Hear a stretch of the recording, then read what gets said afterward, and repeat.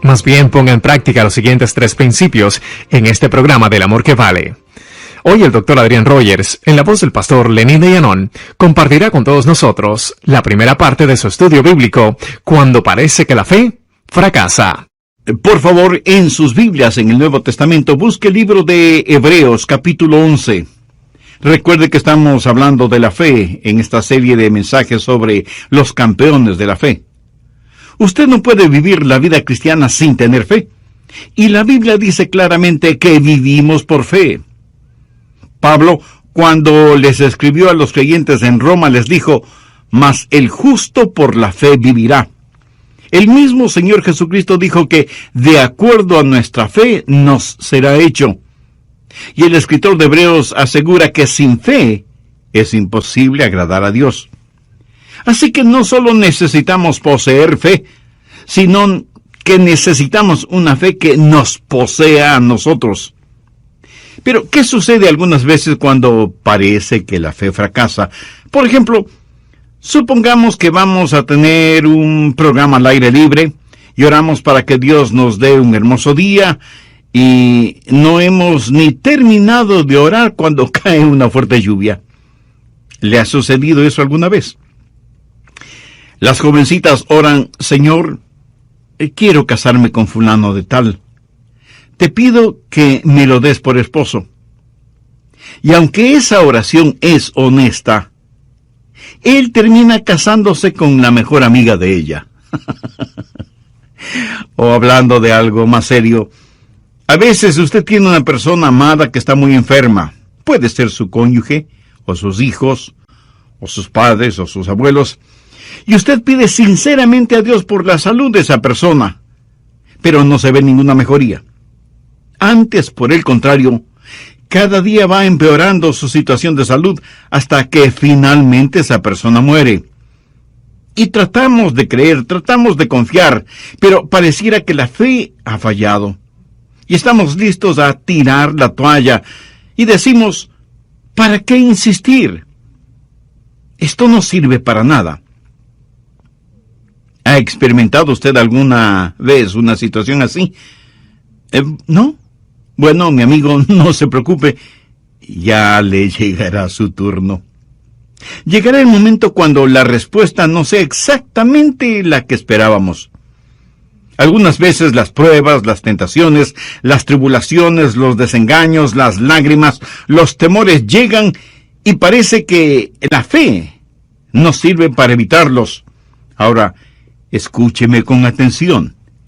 El capítulo 11 de Hebreos fue escrito precisamente para aquellos que estaban listos a dejarlo todo, a darse por vencidos, a tirar la toalla.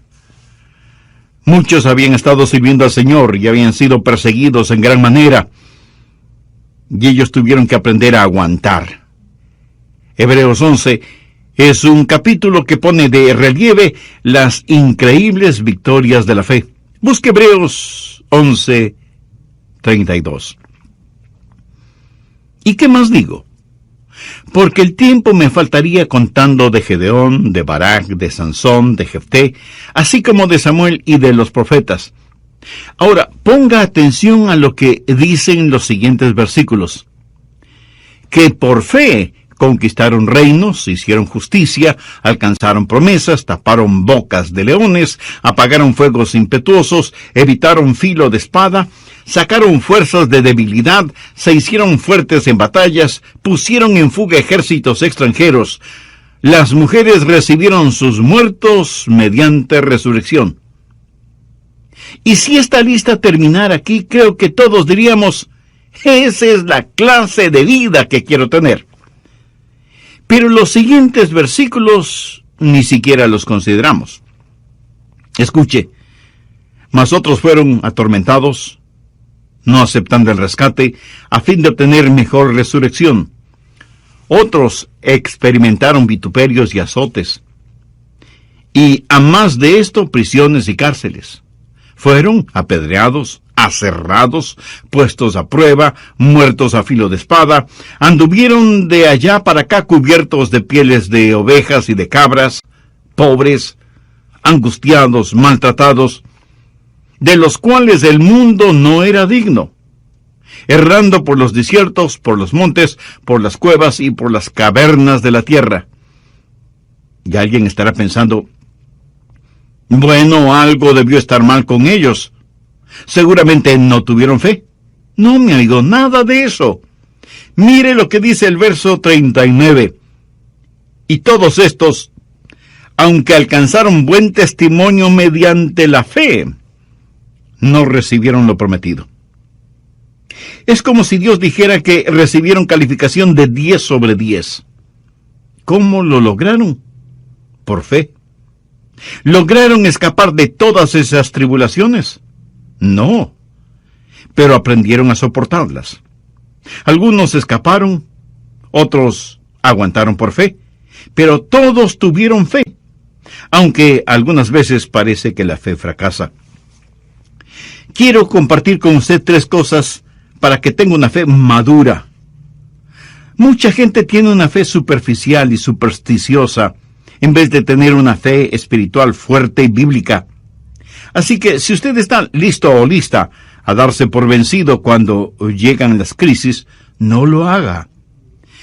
Más bien ponga atención y ponga en práctica los siguientes 3 principios. Primero, una fe madura cree en el poder sobrenatural de Dios. Eso sencillamente significa que si Dios no lo hace, no es porque no pueda hacerlo.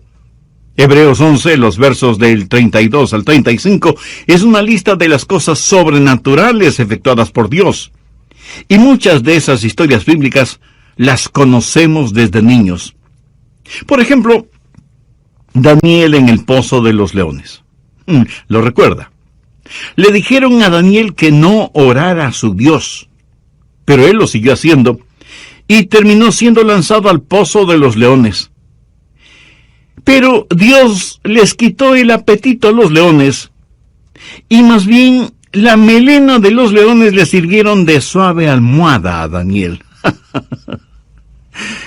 Pero esto no es un cuento de hadas, son historias verídicas. ¿Y qué de Sadrach, Mesach y Abednego? Les dijeron que debían adorar a un ídolo pagano, o que los echarían en un horno ardiendo. Ellos se negaron a adorar al ídolo, y los echaron al fuego. Ellos no claudicaron. Ellos no se arrodillaron. Y ellos no se quemaron. Y cuando el rey miró el horno, dijo, pensé que habíamos echado 3 hombres al fuego, pero veo a 4. Y el cuarto es semejante a hijo de los dioses. Era Jesús que estuvo con esos 3 jóvenes, y cuando salieron del horno, dice la Biblia, sus ropas no tenían ni siquiera el olor del humo, y ni uno solo de sus cabellos se había quemado. ¡Cuán poderoso es el Dios a quien servimos! Tal vez la historia bíblica más famosa, la más conocida, es la historia de David y Goliat. Goliat tenía casi 3 metros de estatura, y todo el mundo le tenía miedo, menos David. David era un joven pastor.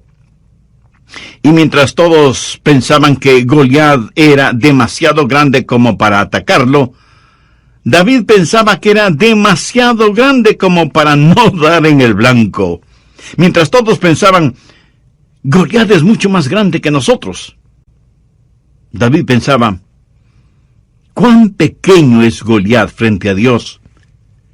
Y Dios le dio a David la victoria sobre Goliat. En el Nuevo Testamento tenemos la historia de Simón Pedro, puesto en prisión por el malvado Herodes.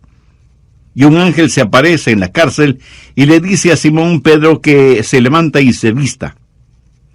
Y no es que se escapan sigilosamente. Salen de esa prisión en forma impresionante. Los cerrojos y cadenas cayeron, las pesadas puertas se abrieron y salieron fuera de la prisión. Es interesante el notar que, de acuerdo a la narración bíblica, Pedro tuvo más dificultad entrando en el lugar en donde los otros discípulos estaban orando por su libertad que saliendo de la cárcel. Increíbles, hermosas y verídicas historias. Si usted ha caminado con Jesús por un largo tiempo, Cada uno de ustedes seguramente tendrá experiencias como esas, cuando Dios en forma milagrosa, sobrenatural e inexplicable, obró en su corazón y en su vida. Y usted dijo, alabado sea Dios. El sobrenatural poder de Dios. La fe madura cree en el poder sobrenatural de Dios. Y jamás diga que hay algo que Dios no pueda hacer. Dios lo puede hacer todo, menos fracasar. Ahora, si usted piensa que estoy tratando de minimizar lo milagroso en este mensaje, es que no he entendido todo el asunto. El escritor de Hebreos nos da todas estas ilustraciones en donde es evidente que una fe madura cree en el poder sobrenatural de Dios. Segundo, una fe madura se inclina frente al propósito soberano de Dios. No solo está el poder sobrenatural de Dios, sino también el propósito soberano de Dios. Oh sí, a veces los caminos de Dios son misteriosos, pero eso no significa que sean inciertos o débiles. Hebreos 11:37 dice que algunos de los campeones de la fe fueron apedreados. Zacarías, el profeta, fue apedreado hasta morir. Lo mismo sucedió con Esteban. Cuando Simón Pedro, lleno del Espíritu Santo, predicó, como 3,000 almas se salvaron. Cuando Esteban, lleno del Espíritu Santo, predicó, a lo mejor 3,000 piedras le cayeron encima, hasta matarlo. Hombres llenos del Espíritu Santo, campeones de la fe. Otros fueron aserrados. Seguramente se refiere a Isaías, quien, según la tradición, fue puesto en el tronco hueco de un árbol por orden del rey Manasés, quien odiaba al profeta, y ese árbol fue cortado con un serrucho. El rey pensó que así se burlaba del profeta de Dios. ¿Se puede imaginar ser cortado en 2 partes con un serrucho? Parece que desde tiempos antiguos algunas personas tenían especial placer en torturar a hombres y mujeres de Dios. Hoy sigue siendo lo mismo. La única diferencia es que las torturas son más sutiles, sofisticadas y hasta científicas. Se dice que a los primeros creyentes los vestían con pieles de animales y luego los soltaban en los bosques para que sirvieran como presas de cacería y fueran perseguidos por los perros de caza. Otros cristianos servían de alimento a los leones en el Coliseo romano, en donde multitudes sedientas de sangre exigían que, como parte del divertido espectáculo, los cristianos fueran destrozados por los hambrientos leones. Leí en el libro de Mártires que a los creyentes los metían en fundas llenas con serpientes venenosas.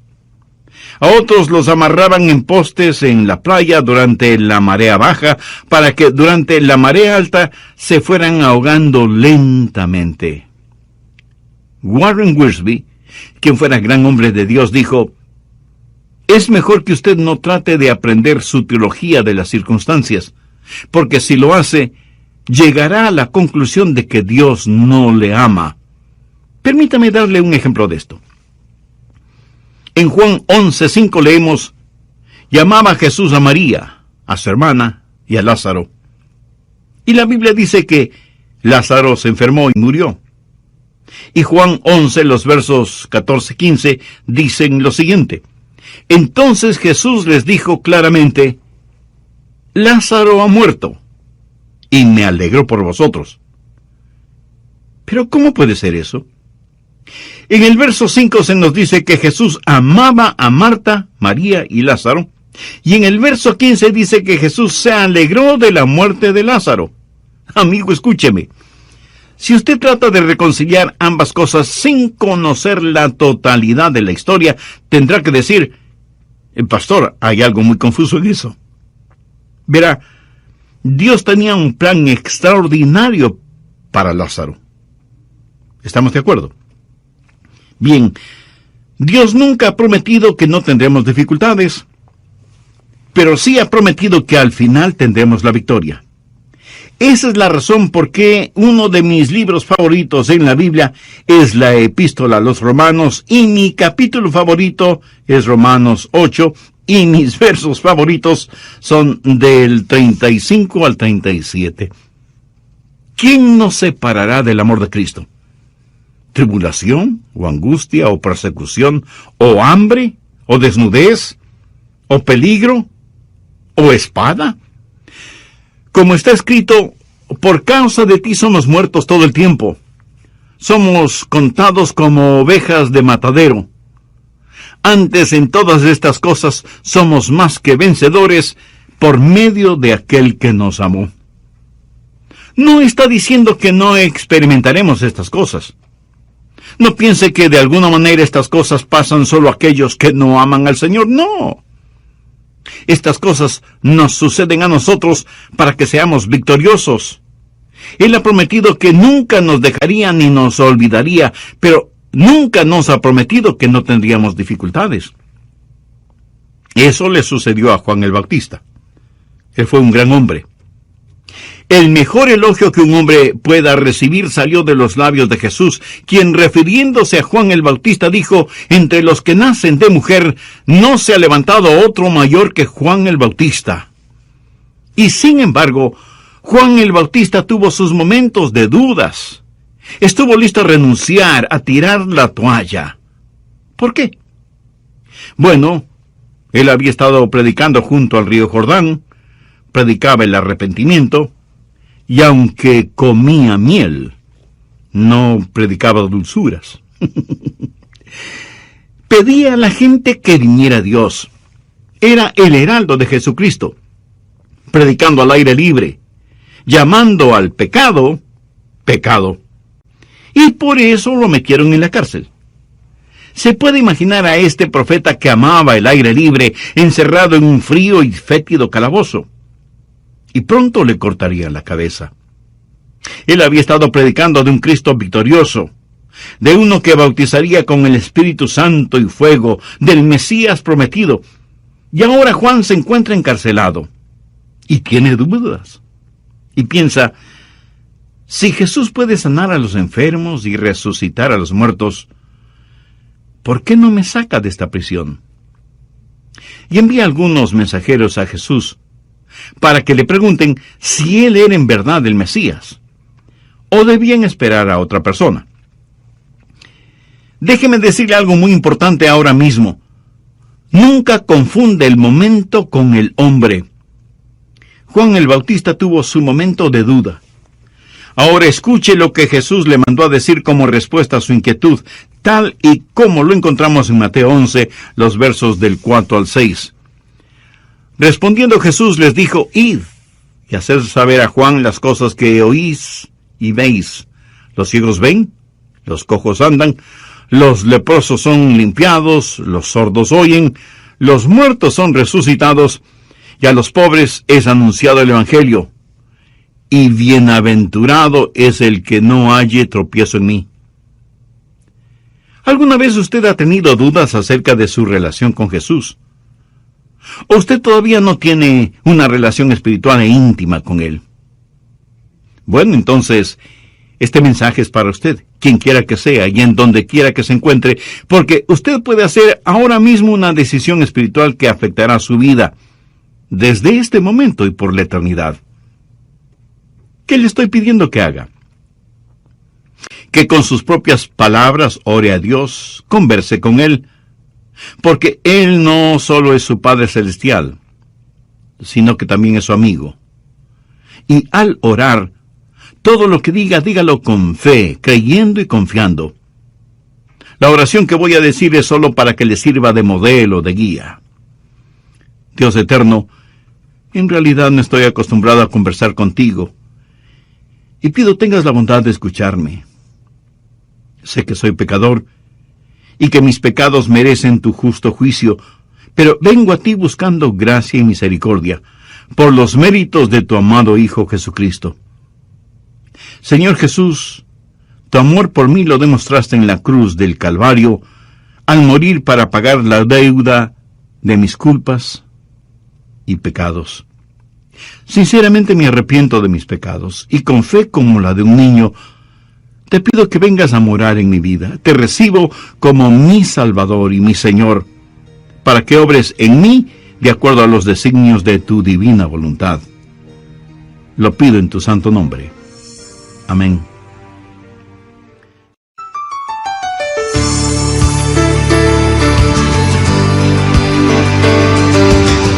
¿Se enoja usted con Dios a menudo? ¿Alguna vez le ha dado resultados positivos el enojarse con Dios? Si no es así, ¿por qué se enoja con Dios? Usted es quien pierde, no Dios. ¿Está usted listo a rendirse porque Dios no hace lo que usted le ha pedido que haga? ¿Vacila usted en su fe porque Dios se demora demasiado en contestarle? ¿Siente que a veces su fe fracasa? Entonces, es mejor que tenga una cláusula de excepción en su fe. Eso no quiere decir que su fe sea débil, sino dubitativa. Cuando usted posee una fe firme y fuerte, una fe a prueba de todo, usted podrá decir con toda confianza y seguridad: Dios, sé que todo lo puedes hacer, pero si no lo quieres hacer, yo de todas maneras te voy a servir. Algunas veces no entendemos por qué Dios hace ciertas cosas y otras veces no. Pero de lo que estoy hablando es de una fe madura que se arrodilla frente al propósito soberano de Dios. Parece que muchas veces estamos esperando demasiado de la vida, pero no esperamos lo suficiente de Dios. Medimos la vida en términos de comer, de beber, divertirse, en nuestro énfasis en lo material, no en lo espiritual. Amigos, sean bienvenidos a otro programa de El Amor que Vale. Hoy el doctor Adrián Rogers, en la voz del pastor Lenín de Llanón, nos presenta la segunda parte de su estudio bíblico, Cuando parece que la fe fracasa. Si usted ha orado y le ha pedido a Dios un milagro para usted, y Él no se lo ha otorgado, no es porque Dios no pueda hacerlo, o porque Él tenga limitaciones, o porque no le ame. Y no se enoje con Dios, ni se sienta ofendido. Alguien con mucha sabiduría dijo alguna vez lo siguiente: fe no es tanto en recibir de Dios lo que queremos, sino más bien aceptar de Dios lo que Él quiera darnos o quiera permitirnos. Eso es fe. En caso de que no suceda, usted necesita tener en su fe una cláusula que diga: si no lo recibe, agradézcale a Dios, porque Él sabe mucho mejor que usted lo que le conviene. ¿Se acuerda de la historia de Sadrach, Mesach y Abednego? El rey les dijo: si ustedes no se arrodillan delante de la imagen, serán lanzados al horno de fuego. ¿Qué me responden? Y la respuesta de ellos la encontramos en Daniel capítulo 3, los versos 16 al 18. Sadrach, Mesach y Abednego respondieron al rey Nabucodonosor, diciendo: no es necesario que te respondamos sobre este asunto. He aquí nuestro Dios, a quien servimos, puede librarnos del horno de fuego ardiendo, y de tu mano, oh rey, nos librará. Y si no, sepas, oh rey, que no serviremos a tus dioses, ni tampoco adoraremos la estatua que has levantado. Y si las palabras "y si no", con que empieza el verso 18, no están subrayadas en su Biblia, deberían estarlo. Los tres jóvenes le dijeron a Nabucodonosor: y si no, deseamos que sepas que no adoraremos a tus dioses, ni nos vamos a arrodillar delante de la estatua que has levantado. Nuestro Dios tiene poder para librarnos, y Él lo hará. Pero si no lo hace, no es porque esté incapacitado para hacerlo. Pero ni aun así, nosotros adoraremos tu imagen pagana. Esos jóvenes tenían una fe sólida. No tuvieron necesidad de algunas reuniones para decidir qué hacer. Tenían una fe segura, tan segura, que ni aun ante la amenaza de que serían quemados en el fuego, cambiaron de manera de pensar. El mensaje de ellos al rey fue: Dios es capaz. Pero sabemos que si Él no lo hace, eso de ninguna manera cambiará nuestra convicción y nuestra fidelidad hacia Él. Veamos otro ejemplo. Cuando el malvado rey Herodes puso a Simón Pedro en prisión, todos pensaron que él lo mataría, como mató a Santiago. Pero Dios, en forma milagrosa, liberó a Pedro de la prisión. Y surge una pregunta muy lógica. ¿Por qué Dios permitió que Herodes matara a Santiago, pero no a Simón Pedro? Santiago fue malo y Pedro fue bueno. ¿Amaba Dios más a Pedro que a Santiago? Por si no lo ha descubierto todavía, permítame decirle algo al respecto. Dios tiene un soberano propósito en la vida. La verdadera pregunta es, ¿está usted dejando que Dios sea Dios? ¿Está usted listo a poner, y si no es así, en su cláusula de fe, si es necesario? Después de todo, nada disminuye el sobrenatural poder de Dios. Y alguien me dirá, pastor, yo quiero tener fe para escapar de los problemas. Bueno, espero que la tenga. Pero si no es así, ¿tiene fe para soportar las pruebas? Deseo que usted tenga una fe que sane, pero si no es así, ¿seguiría alabando y adorando a Dios aún estando enfermo? Podría decir como Job, aunque Él me matare, en Él esperaré. ¿Podría usted decir lo que dijo el profeta Habacuc? Aunque la higuera no florezca, ni en las vides haya frutos, aunque falte el producto del olivo, y los labradores no den mantenimiento, y las ovejas sean quitadas de la majada, y no haya vacas en los corrales, con todo yo me alegraré en Jehová, y me gozaré en el Dios de mi salvación. Tercero, la fe madura se basa en las establecidas promesas de Dios. Cada una de las promesas de Dios son ciertísimas en el Señor Jesucristo. Note lo que dice Hebreos 11, los versos 39 y 40. Y todos estos, aunque alcanzaron buen testimonio mediante la fe, no recibieron lo prometido, proveyendo Dios alguna cosa mejor para nosotros, para que no fuesen ellos perfeccionados aparte de nosotros. ¿Qué significa eso en español simple? Que Dios tiene un maravilloso plan y que Él está trabajando en ese plan. E incluye no solo los santos del Antiguo Testamento y los primeros creyentes del Nuevo Testamento, sino que nos incluye a todos nosotros. Parece que muchas veces estamos esperando demasiado de la vida, pero no esperamos lo suficiente de Dios. Medimos la vida en términos de comer, beber, divertirse, y de pronto la bolsa de valores cae en picada, y algunas personas se suicidan porque se arruinan financieramente, revelando en dónde estaba su confianza y en qué tenían depositada su fe. Mi amigo, aún las mejores cosas en la vida, en última instancia, van a dejar de ser. Se acabarán, fallarán, sin que importe lo que sean. Usted se enamora profunda y honestamente de una muchacha, y del período del enamoramiento pasa con gozo a la época del noviazgo, y finalmente llega el día del matrimonio. Todo es dicha, felicidad. La vida en realidad parece el color de rosa, por un tiempo, por unos cuantos años. Más tarde o más temprano, de pronto usted se encuentra en la casa familiar, ahora vacía, mirando con nostalgia y lágrimas en los ojos, los retratos colgados en las paredes o archivados en una multitud de álbumes fotográficos. La vida es tan breve y pasajera. Y si usted está esperando todo en esta vida, no quiero desilusionarle. Pero no lo va a conseguir porque siempre le faltará algo. Usted necesita descansar en las grandes y eternas promesas de Dios.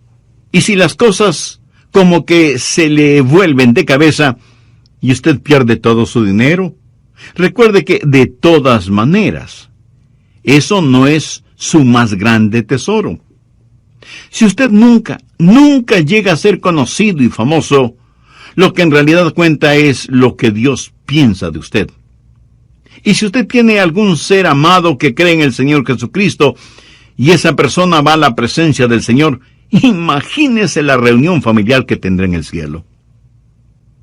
Jesús dijo en Mateo 5:5, bienaventurados los mansos, porque ellos recibirán la tierra por heredad. Tenga una actitud de mansedumbre en nuestros días, y el mundo pasará por encima de usted. Aún los religiosos liberales. ¿Ha desaparecido por eso la mansedumbre? De ninguna manera. Habita donde quiera que estén los genuinos hijos e hijas de Dios. Cuando estamos en una reunión de oración, ¿qué es por lo que más pedimos? Pedimos más por nuestras necesidades personales y nos sentimos muy piadosos si oramos por los enfermos, propios y ajenos.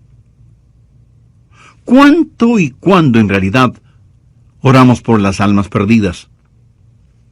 Parece que tenemos más interés en mantener a los santos en el cielo que ayudar a los pecadores a que no se vayan al infierno.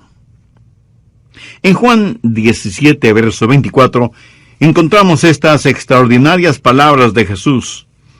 Padre, aquellos que me has dado quiero que donde yo estoy, también ellos estén conmigo, para que vean mi gloria que me has dado. La iglesia es la novia de Cristo.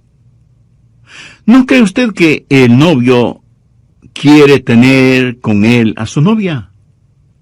Pablo, escribiendo a los filipenses, les confesó, porque para mí el vivir es Cristo, y el morir es ganancia. A veces nosotros ponemos las cosas al revés. A veces la gente mira alrededor y dice, esa iglesia se está derrumbando. Y no se refieren a los daños físicos en el edificio, sino a su testimonio espiritual. Pero claro, muchos ignoran las palabras de Jesús. Edificaré mi iglesia, y las puertas del Hades no prevalecerán contra ella. Amén. La genuina iglesia del Señor Jesucristo no está muerta, porque las promesas de Dios son ciertas. He hablado del sobrenatural poder de Dios, del soberano propósito de Dios y de las seguras promesas de Dios. Antes de finalizar, quiero leer una carta que nos envió una hermana en Cristo que escucha este programa radial. Ella recibió esta carta como herencia. Es una de las más conmovedoras y punzantes cartas que he recibido. Dice así: ¿por qué sigo a Cristo? Yo no he visto clara evidencia estadística de que menos creyentes mueran de cáncer en relación con los no creyentes, o que estén inmunizados de una mejor manera contra las enfermedades que afectan a la humanidad. Algunas de las personas más bondadosas y desinteresadas que conozco han sido personas con mala salud. Y el hecho de que sean cristianas no ha sido una protección contra las enfermedades. Por lo tanto, yo no seguiré a Cristo por promesas de buena salud, aunque tampoco voy a discutir o a negar la evidencia de salud restaurada. Me regocijaré en cada recuperación física de lo que parecía una amenaza de muerte sin esperanza. No vacilaré en orar por la sanidad física de mis seres amados y de mis conocidos. No voy a limitar lo que Dios pueda hacer, pero no voy a seguir a Cristo por una prometida sanidad física. No he visto ninguna evidencia de que los creyentes escapen de los desastres y accidentes más que los no creyentes. He ayudado a queridos amigos a limpiar el lodo de sus muebles, cajones y electrodomésticos después de desastrosas inundaciones. Recuerdo haber llevado ropa a una viuda con 5 hijos después de que su casa fue reducida a cenizas por un incendio.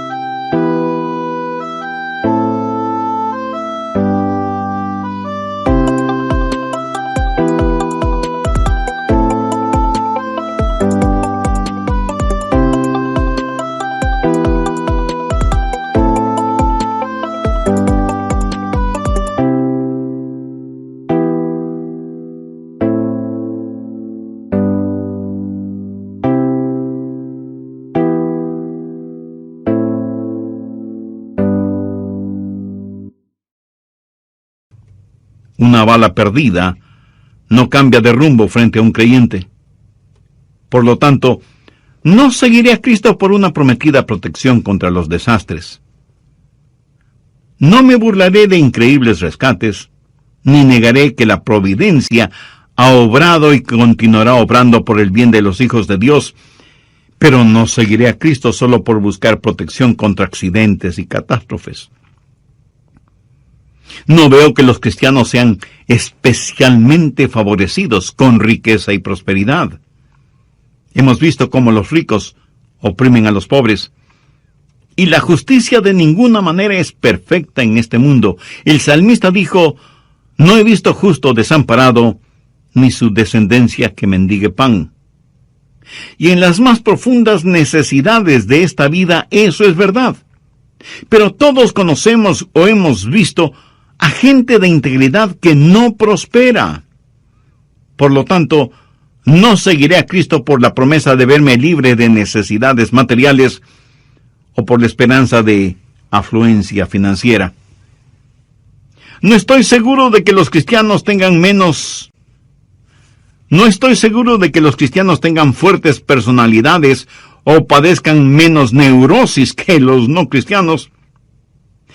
Pero sí sé que no hay amargura más intensa que la amargura religiosa, ni arrogancia más insufrible que la arrogancia religiosa. He visto a creyentes sufrir incapacidades mentales y emocionales, y aunque pueda parecer herético, no estoy seguro que yo estaría gozoso de vivir en la misma casa con los apóstoles Pedro o Pablo. Dios quiere que la mente de Cristo sea formada en nosotros, y no tengo ninguna duda que las actitudes y acciones cristianas serán mejoradas por la clase de cristianismo que cada uno practica, pero no seguiré a Cristo por una promesa de tener una personalidad encantadora o en busca de popularidad. ¿Por qué entonces sigo a Cristo? ¿Por qué ser un discípulo de Jesús cuando eso puede complicarnos la vida tal y como Él mismo lo advirtió? Yo le sigo por una sencilla razón. En Jesús vemos el rostro de Dios. Él es la verdad, la eterna verdad, Dios encarnado. Sé que por su muerte, vida y resurrección, soy reconciliado con Dios, el dador de la vida. Estoy seguro que nada puede separarnos del amor de Dios. Él tiene todo el poder y confío en Él y sus promesas. A Él le ofrezco mi vida, saludable o enferma, joven o llena de años, eso no importa. Jesús es la única cosa cierta en un mundo totalmente incierto y debe ser adorado, no para que algo me pase o algo suceda en el mundo, sino porque Él es Dios y por medio de Él está reconciliando al mundo con Dios y con Él mismo. Él me salvó y es mi justificación. Es el imán que todo lo sostiene. El adorar al Dios de nuestra salvación, el ofrecerle sacrificios de alabanza y de gratitud, esa debe ser nuestra única vocación. Y le ofrecemos nuestras vidas a Dios no para ser saludables, ricos o sabios, ni siquiera para tener la fortaleza para realizar grandes cosas por Él, sino porque únicamente Él tiene derecho sobre nosotros. Dios no es una circunstancia hacia un fin. ¡Qué carta más extraordinaria! ¿No le parece? Fue escrita por John Hutchinson Jr. en 1981 y una de sus herederas me la hizo llegar a mí. Es un